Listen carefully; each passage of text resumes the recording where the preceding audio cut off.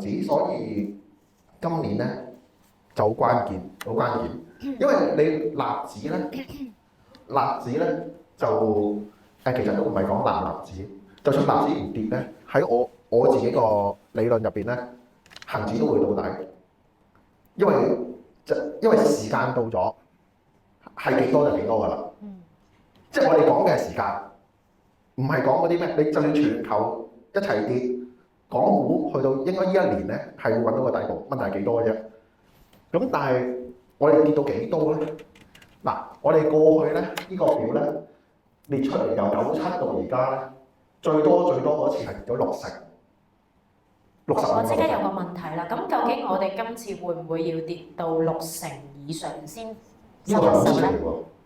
點解？點解咧？因為跌60%咪唔使，仲有12,000點，唔係跌落跌到0喎。但係我又咁講喎，如果跌落我就算跌落12,000點啦，其實恆指已經跌咗16,000點，你跌多3,000-4,000點，唔係好多嘅喎，係咪？呢個月有冇跌2,000點啊？1月份有冇2,000點？應該如果用30日嚟計，應該有2,000點。7日有2,000點咩？月頭有17,000咩？哇！唔好意思，我瞓着咗。月頭有17,000咩？哎呀，唔好意思。17,200幾啊？哦，係喎，好似係啊。即刻睇下幫大家，係喎。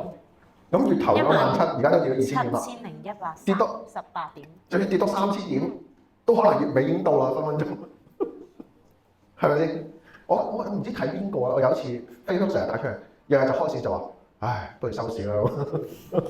但係嗱，如果我跌60%，嗱，即係呢個表又有講嗰樣嘢，唔會跌100%嘅。跌100%就執咗佢啦，係咪先？咁應該唔會跌100%。但係咧，股市跌咧，通常一定要急跌，急跌先會見底。而家係慢跌，慢跌咧，佢係玩到慢跌，跌咗1年，6,000點分咗12個月嚟跌。因為我哋年頭係2萬，唔係年頭，2023年嘅1月咧，應該係22000嘅。咁咧之後一路跌到今日，即係1個月都跌唔到1,000點，係咪？但係又冇升過喎。最勁應該係6月份定7月份升過一次，之外就冇啦。咁咧，如果跌60幾個%咧，恆指一次咧，即係如果跌60幾個%，就應該係而家跌咗53%。呢個係早2日嘅。今日連埋琴日都唔係跌好多啫，500幾點啫嘛，係咪？但係今日我哋升得翻啊，升咗100點過外啊，已經係牛市啦！啲人話。咁嗱，之後咧，咁50個 %，咁如果我跌到60個%嘅話，即係12,000點，係咪？但係我又覺得咁講，有啲人就講8,000點啦，或者4,000點啦，其實呢個都係一個數嚟嘅。如果你12,000點都跌落8,000點嘅，咁其實就代表不如大家咁唔使取消戶口嘅，即係唔使取消股票戶口嘅，唯有開多2個，睇下可唔可以賺到營生。但係我應該咁講，如果你12,000點你都輸嘅，咁就認命啦，係咪啊？認命啦。咁但係前提係美股要跌，即係美股或者外圍要回一回，起碼佢唔可以一路創新高嗰下，你就跌見12,000點。咁到佢跌嗰下，咁你咪一齊跌，係咪啊？你明唔明我講咩啊？其實應該係要同步嘅，同步嘅。咁咧好多人咧就講 PE 啦，咁咧 PE 咧其實咧恆指個 PE咧，自從咧08年之後咧一路都係好低10倍 PE 樓下，而家得7倍 PE，7倍 PE。咁咧而家咧恒生指數咧個 P book 咧係0.83，但係應該唔止啊。阿 Christina 好似有呢個 app 可以睇呢個恆指個 P book 噶嘛，好似啊。可以睇下 check 唔 check 到？呢個係冇得，呢個唔同。哦，咁咧所以咧，阿 Christina 呢度就數到係0.7幾啦，0.7幾啦。咁但係 P book 跌平，唔係一個叫做咩咧？平唔代表見底。而家應該咁講，譬如大家買樓咁嘅為例，平都可以再平噶嘛，係咪？平嗰個係再平。但係咧，如果你用黃金比率嚟睇咧，其實咧好多時咧，我哋會見到，譬如03至07年跌0.886，2008年到至2020年回調咧，個低位咧喺0.618，之後咧其實都係0.886、0.618、0.786。咁如果今一次咧，如果我哋咧繼續跌落去嘅話咧，拉翻出嚟條線咧，我哋用87年做起點啦，因為呢啲係8年一遇啊嘛，或者58年一遇啊嘛，而家興呢啲 terms 嘛。咁咧其實就應該係14000或者12000。咁咧呢啲係用黃金比率嘅方法啦。咁但係我用江恩理論嘅方法咧，哇！使咩個個對晒部相機出嚟？用江恩理論嘅方法咧，就係咧，我哋咧我哋成日咧就會由94至97年咧，我哋咧就會計到恒生，即係總之簡單嚟講，恒生指數個高低點咧，其實咧我哋會見到佢有個數學嘅上個關係。例如嘅嗰個關係咩咧？多數係個開方數，譬如開方2、開方3、開方4、開方5。咁咧我哋咧94至97咧就開方7，即係2.44倍嘅關係。98至到2000年咧係唔係97至到98年咧係開方8嘅關係，即係2.8倍，即係將佢兩個相除。03至17年咧，07年咧係1.618嘅關係。之後咧07至08年係開方9嘅關係。咁佢一路咁樣落去咧，如果恒生指數繼續落去咧，其實真係15000、13000、12000都係一個大嘅支持位。咁即係我嗱點數計咗啦，時間講俾你聽係今年，咁點做咧？咁咧，而阿 Christina 咧，琴日我同佢食飯咧，佢又有俾一個好大嘅啟示我，就印證我啱啱個論據。係。就係一個指標啦，係咪啊？保利加通道係因為大家都會比較容易學識睇嘅指標啦。因為其實我諗大家都應該知道啊，其實只要去到嗰個保利加通道頂咧，就有機會咧彈翻落嚟，底咧就會彈上去。咁呢個係比較容易明嘅理論。但係咧，阿 Christina 分享咗一樣俾我聽咧，我都唔識，就係日線圖，大家用個保利加通道唔準噶嘛。但係原來月線圖咧，我哋睇到啲嘢咧，就印證係咩咧？係咪東升西降？唔係東升西降，係你不如你講。其實咧，只係我哋睇翻咧，成個保利加通道咧，如果用月線圖睇咧，其實都成立到阿小龍嘅嗰個理論嘅喎。係啊，等你解釋咗呢一個恆指喺保利加通道嘅趨勢，我再教大家點樣用漲落全球通過 app 都有得撳佢出嚟嘅。佢呢個咧，佢嗰日佢 show 俾我睇咧，咁咧佢咧講咗一樣嘢就係咩咧？恆指嗱，我先講恆指先。你見到咧，佢一到保利加通道頂咧附近咧，佢通常咧就會打翻落嚟㗎嘛，係咪啊？月線圖好簡單普通嘅 setting， 恆指你見恆指都係㗎，呢度係咪啊？咁你會見到一樣嘢喎，呢個係納指啊嘛，納指就嚟到頂喎，係咪啊？即係掂到個頂部啊嘛，跟到我，但係恆指咧就到底喎。咁如果你俾我賭咧，我一定賭。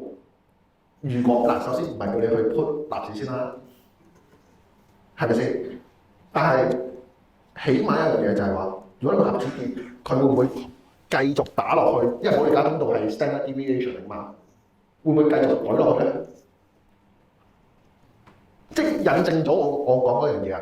即係納指如果回調踩多腳，恆指會唔會再踩落去？係咪啊？大家跟住我，你見其實嗱，譬如97年啦、98年啦、2000年啦、03啦、07啦、08啦、15啦、16啦，見唔見到啊？所以但係嗱，如果用保利加通道月線圖嚟睇，佢有陣時咧，佢會打穿個一秒鐘打穿個保利加通道1個月或者2個月，之後佢會收翻落去啊嘛。咁其實如果而家啱啱去到呢度，你見呢度打穿咗1個月落去啊嘛，即係可能會唔會係納指再插多少少，或者回少少，佢回3000點都玩謝你啦，係咪？咁所以會唔會係咁樣，所以令到個恒生指數插穿咧？咁如果係插咪，即係插穿個保利加通道嘅話，咁會唔會？喂，一講重要嘢咧，就即刻瞄咗你，瞄咗我咪啦。所以咧，如果喺討論區嗰啲陰謀論咧，就係咩咧？大戶唔俾我講，講笑嘅嚇。咁咧，所以咧就會唔會係插穿個保利加通道一下之後又收翻上去咧？咁呢個大家要留意翻咯。咁但係阿 Christina 係咪可以個 app 嗰度睇到？冇錯啊！咁大家頭先都睇到，好似成咗一個反比一個照鏡嘅一個 pattern。但係如果大家都好想 trace 住呢兩個指數咧，究竟係咪真係有呢、這、一個東升西岸啊，或者係有呢個咁嘅 trend 嘅話咧，其實咧我哋嘅 apps 啦，如果你撳入恒生指數啦，撳兩下或者放大佢咧，我哋個呢個日線 K 線圖咧都會出到嚟。咁你撳翻原 K 啦，咁另外咧就喺圖表設定，咁就喺個見到個圖嘅右上角有個小齒輪，咁入去我哋可以見到咧嗰度有一個指標嘅，咁咧喺指標度揀翻呢一個圖表設置，跟住指標嗰度咧揀翻 BOLL， 咁我哋就可以揾到條保利加通道出嚟。我哋嘅保利加通道咧係喺下面嗰度睇嘅，而唔會阻住上面個大圖示嘅。咁所以咧其實咧都係一個特別啲嘅新嘅方式咁樣啦。咁但係咧都可以試下用我哋嘅 app 咧去 get track 住呢一個，睇下小龍所講嘅呢個萬二點幾時到底應驗，幾時應驗到啦？咁咧，即係戴定個頭盔先啦。講萬二啫，未必到噶嘛，係咪先？今日你見到個恆指嘭嘭聲咁樣井噴咁樣升翻上嚟，即刻就係要褪牌，咪講笑啦，百幾點。咁咧，我懷疑連登講嘢嗰個係你，成日都話大牛屎你啦咁樣。唔係我哋，係人都知我唱彈啊嘛。我記得個 YouTube 有個留言喺度，唔使聽都知佢講咩咯，跌咯，係啊。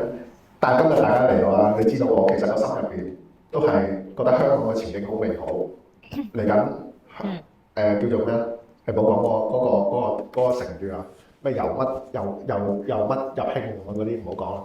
咁但係如果我哋用和諧交易咧，其實咧回調1.26236咧，其實都係12,000點左右嘅。咁而如果你俾我，即係我呢個都係咁講咧。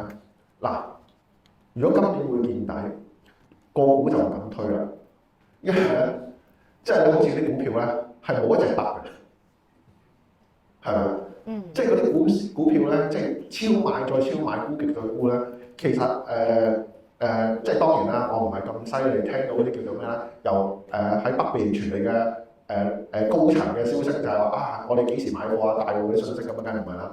但係即係有啲講法就係話啊，會唔會係有啲長線資金走咗咧？喺度調緊倉沽緊貨咧，咁呢個梗係有可能啦。如果唔係都會咁跌法啦，係咪？一隻藍籌股係咪好似有隻股票係跌，美團跌咗80%喎？係啊，美團係跌咗，係美團跌咗80%。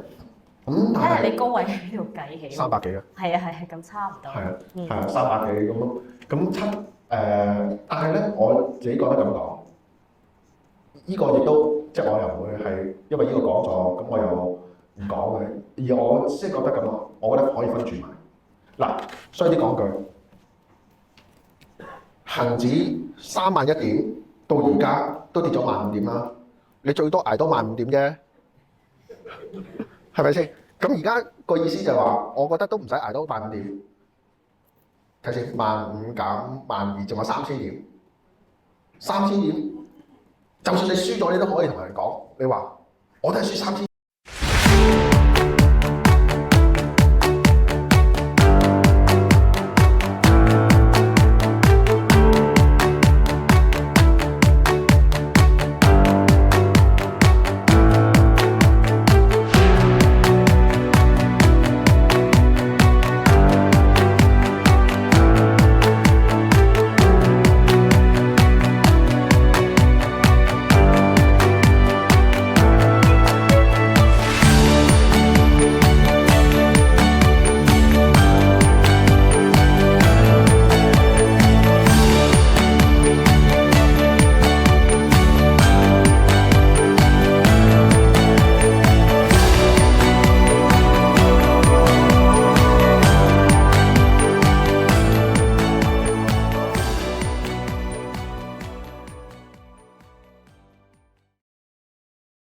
係同利息有關，咁但係其實唔關事嘅。過去咧利息升同跌咧，其實係有2次升2次跌。但係咧，我哋咧過去每一次跌，唔係因為即係好多出邊人就講啦，就話喂出年減息，咁我哋快啲去買樓點啫？係咪先？即係衰死由榮啊嘛，係咪？咁但係我嘅意思就話，如果你3000點，每跌1000點有得住咧，我就唔好講話係買邊隻股票，我成個指數買。嗱，當然啦，喺好多呢度好多朋友咧，第一個時間諗法，我可唔可以係咪真係分住買牛，或者分住買咩啊？呢個唔講得喎，即係咩7咩00啊嗰啲咁樣嗰啲 ETF 咁樣，即係唔使嘅，就簡單啲，成個恒生指數買12,000點，如果佢反彈到我冇俾咁多啦，就翻到1月1號嘅高位17,000點啦，12,000翻到搞出都幾千點啦，係咪啊？咁我覺得已經好過好多人。如果樂觀啲咁諗，2萬咁已經好好啦。如果再樂觀啲，有4萬嘅，咁就更加好啦。咁但係你知唔知炒股票我哋有個口號係咩咧？就係別人恐慌我貪婪。但係你應該咁講，但係通常就係別人貪婪，唔係別人恐慌我更恐慌㗎嘛。但係而家我哋去到別人貪咩？即係其實我覺得咁講，其實真係太多人太悲觀嚇，太多人太悲觀。咁嗱，如果你12,000點都輸嘅，如果真係去到出面講8,000點嘅，8,000點都會你翻家鄉個機會都好大啊！即係你12,000點買咗，或者15,000點買咗，你翻家鄉個機會大。你話嗱，你31,000點就要幾年啦，或者10年8年啦，係咪？衰啲講嘅日經指數最衰嗰30年都有8,000至到12,000點浮嚟浮去咯。日經指數啊，即係嗰啲維生咗30年。如果你當初肯堅持下嘅30年之後，日經指數都有上翻3,000點。係啦，而家3大嘅日本商行都話佢哋真係睇40,000點啊，日經指數。你個講，你段片係咪講日經指數？我係講日經指數，你唔好成日針對人啊！唔係，你唔係有段片係講日經指數咩？係啊，我都有條片講緊呢個好多。唔係，我講緊嗰段片，唔係嗰段。嗰段片就冇講嘅，不過確實日經指數真係就快就望住呢個40,000點進發啦。我哋應該唔使等30年啊嘛。唔係，我即係個意思就話，如果你係30年前買嘅日經指數，或者講緊應該係8、9年日經指數係30,000點。咁如果你而家一路咁樣咧，等到30年後都會翻家鄉。即係個意思就係話，即係你唔使咁悲觀。即係好似日經指數咁樣，你一路咁樣唱淡佢，覺得冇希望，但係你終有一個，即係只要人生唔好放棄，咁其實都總有翻30,000點嘅機會啊嘛，係咪？咁但係個問題係，明天會更好，但係我哋先要搞掂咗今日嚟緊，即係大家最想問嘅問題。咁我而家應該點樣算咧？咁我覺得你如果嗱，我又唔係嗱，如果你譬如你有1萬蚊，咁你咪分3注買咯。咁當然你唔係1萬蚊，你唔係全部買晒啦。咁你留翻少少錢，你分4注，咁你買3注嚇。譬如16,000買住，14,000買住，12,000買住。咁剩翻嗰啲錢有咩用咧？就留翻嚟。如果去到好極端嘅時間，除咗參加網聚之外，或者參加我哋啲講座之外，即係咩咧？如果真係到8,000嘅，你咪再買多注咯。如果佢咁樣跌落去，再跌落去跌落8,000點嘅，你溝一溝貨上翻嚟已經得啦。咁但係我已經唔係叫你買個股嘞喎，已經嚇，我已經叫你係咩咧？去做嗰個叫做咩？即係買指數。指數，我08年咧，我唔知大家有冇炒股票啦。07、08年，07年咧，之後08年就跌到阿媽都唔認得嘅。去到09年咧，去到2010年左右咧，嗰啲指數咧，即係講緊我哋嗰啲強積金嗰啲啊咩嘅咧，個個都100%嘅。因為佢譬如佢係買嗰啲港股基金，好多隻咧都差唔多100%嘅。原因就係恆指慢1點，升到2萬點，咁100%，係咪啊？咁要升到4萬點，就咪300咯。咁我冇講到你咁樂觀4萬點先啦。咁如果你講2萬點，我相信大家都唔使有生之年，即係唔等使30年應該會見到嘅，3、4年應該都會見到嘅衰極，係咪啊？咁有咩投資可以做到100%？嗱，即係大家就算話啊，我想買樓，我想買成樓市，我相信就算你除非好早買嘅，否則嘅話，其實你應該都好難做到100%回報，係咪啊？即係當然有啲得嘅，即係以前嗰啲早買落嗰啲，譬如08年買落嗰啲得嘅，2倍3倍都得。但係如果你話咁樣嘅話，就算你想買樓，都係借少少錢出嚟試下，係咪啊？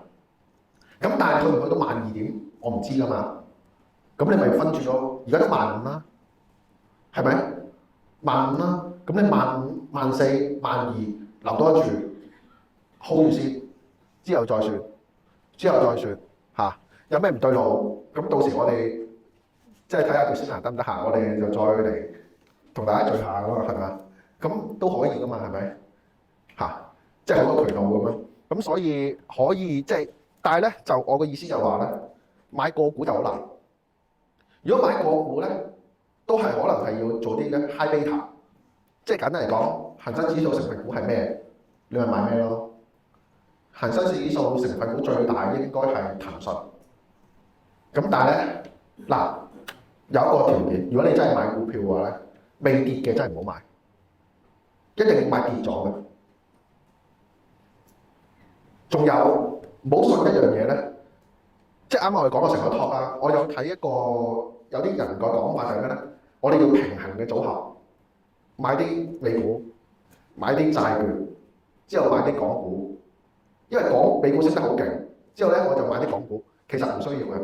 如果你就講呢一個月為例啊，如果你用呢個策略就係買啲美股，之後咧又買啲港股，諗住咧美股會繼續升，港股咧跌，咁但係咧港股到咗投資價值，咁咧美股咧就會繼續升，會扣翻條數咧，其實就唔係嘅。你睇呢個月咪兩邊輸咯，除非你好叻買到一啲2、3、4股突然間爆升啫，但係即係美股大嗰啲科技股都有少少回調啦，除咗1、2隻之外，係咪？咁所以我嘅睇法就係咩咧？少做少錯，簡單啲就已經可以啦，係咪啊？簡單啲就可以啦。到個市真係擴幅見底上去嗰下，大家再諗下揾咩股票嚟買都唔遲，係咪啊？即係我叫做咩？我由保守基金轉落中度進取基金，到個市真係擴幅要升啦，再轉落去進取啲。都唔遲啊，係咪？咁咧，所以咧就係話即係投資係要有耐性嘅。但係而家我諗個咁嘅問題就係忍咗咁耐，咁樣大家可以研究下個股市啦，係咪？即係別人恐慌我貪婪，係人都識講啦，係咪先？但係個個都係，而家咪就買咩？唉，香港冇希望，唉，跌啦，閂機啦咁，咁又唔係㗎，係咪？即係所以我都好 appreciate 大家，即係咁個市都咁多人嚟㗎嘛。咁所以關鍵係美股啦，同埋如果你哋做如果恆指應該咁講，恆指如果我哋幾時，即係我睇錯市啦，聽日已經見底啦，因為今日恆指已經反彈，聽日已經見底啦。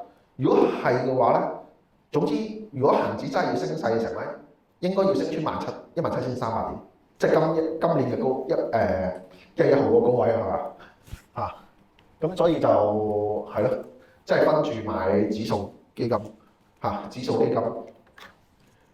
咁就想幫我哋啲朋友問下 high beta 嘅股票有冇推介啊？high beta 嘅股票咧，其實好多 app 入邊咧，包括華泰嗰個 app 咧都有得睇嘅。如果講咩叫，或者我咁解釋啦，咩叫 high beta 咧？即係恒生指數升1點，升1%，嗰隻股票會升。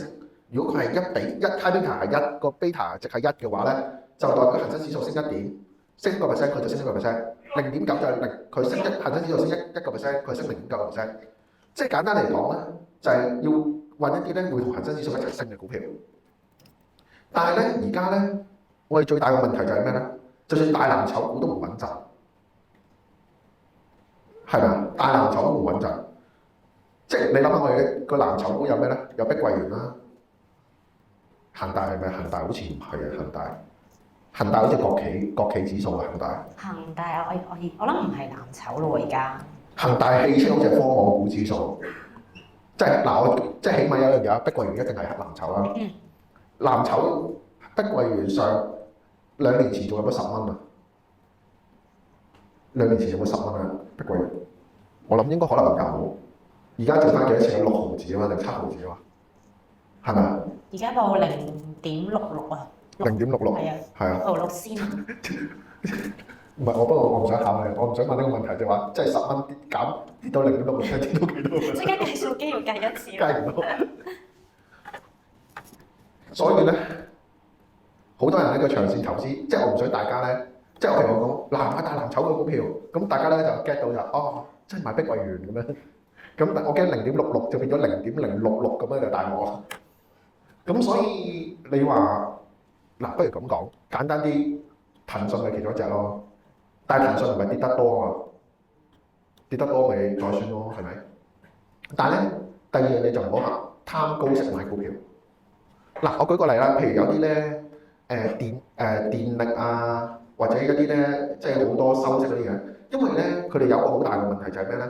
就係嗰個融資成本貴好多，所以佢未必之後會派到好息。譬如嗰啲電信股或者諸如此類，我唔係講大陸嗰幾隻啦，香港嗰啲啦。